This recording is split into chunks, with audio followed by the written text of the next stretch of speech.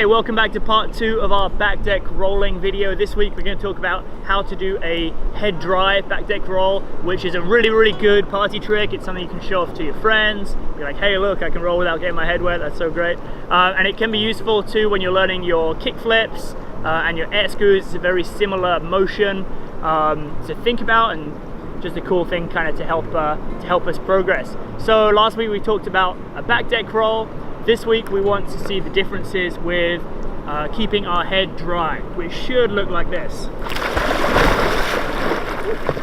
So as you can see there, very similar to our back deck roll from last week. I'm using essentially all of the same technique.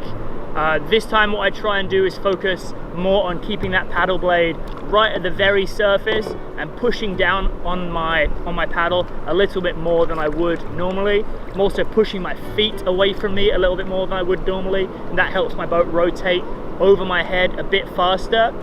And keeping my paddle at the surface gives me a little bit more surface tension power, where it's easier to go up and over.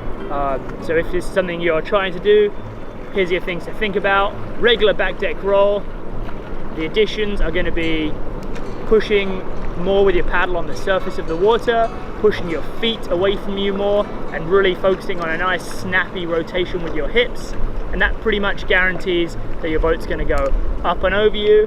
By keeping your body as far back as you can, that makes your center of gravity much smaller, which makes it easier to get a nice clean rotation. So we'll show you one more time. Go home and try these at home, and then I'll see you next week.